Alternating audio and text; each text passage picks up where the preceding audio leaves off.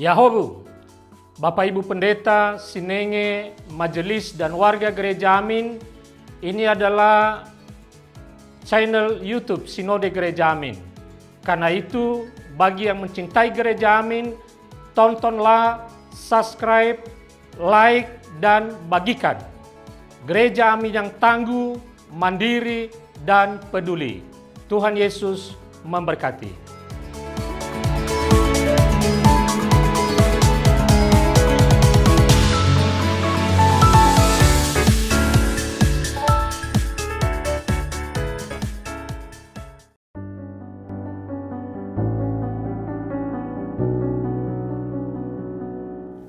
Shalom sahabat muda, salam jumpa dalam acara Youth for Christ.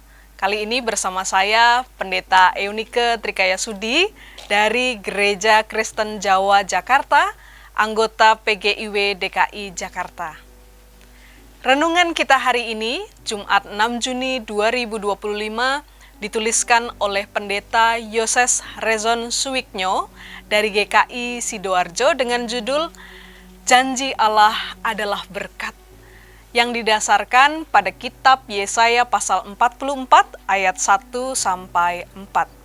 Sebelum membaca firman Tuhan, mari kita berdoa.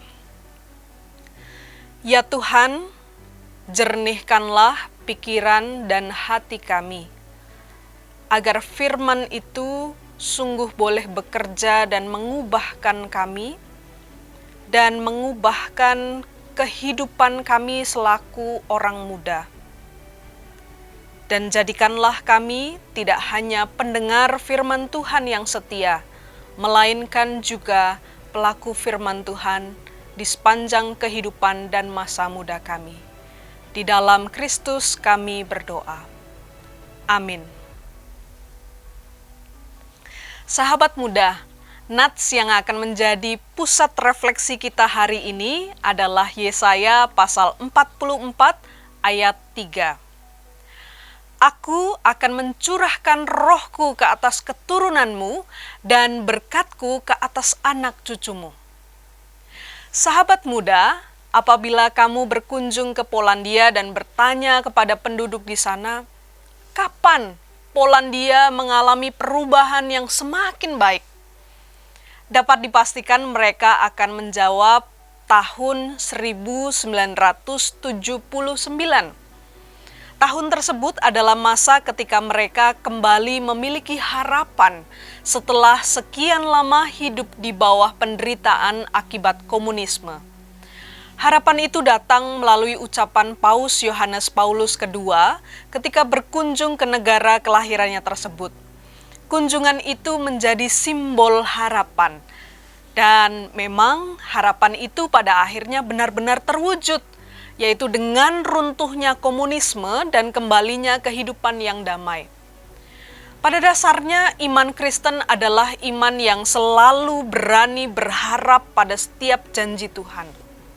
Sederhananya, beriman berarti bersedia menutup mata dan melangkah ke depan sambil tetap percaya pada pertolongan dan berkat Tuhan. Cara beriman seperti itu sebenarnya diajarkan oleh Nabi Yesaya di dalam kitabnya. Israel mendapat perkenanan Tuhan.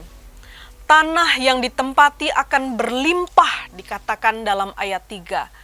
Dan berkat akan tercurah, bukan hanya untuk satu generasi, melainkan untuk beberapa generasi, yaitu anak cucu. Mengapa hal itu dapat terjadi? Tentu bukan karena Israel layak, bukan pula karena Yakub adalah hamba yang setia, atau karena mereka pantas mendapat upah, bukan. Semua itu terjadi karena Tuhan berkenan memilih mereka.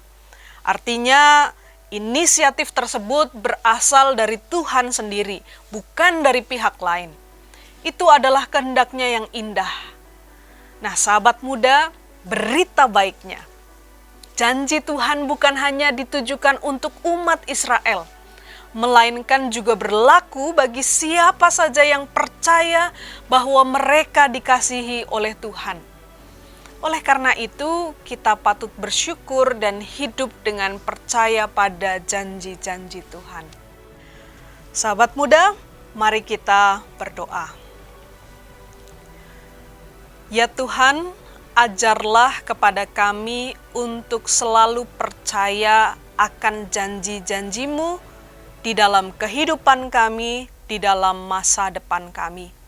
Sebagai orang-orang muda, kami sungguh menantikan, ingin melihat masa depan seperti apa yang ada di depan kami.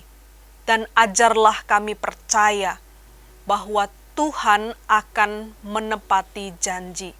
Ajarlah kami juga untuk terus menjalani kehidupan kami dengan bertanggung jawab dan sebaik mungkin, agar janji Tuhan yang kami nantikan itu boleh seiring sejalan dengan tanggung jawab yang kami kerjakan di dunia ini.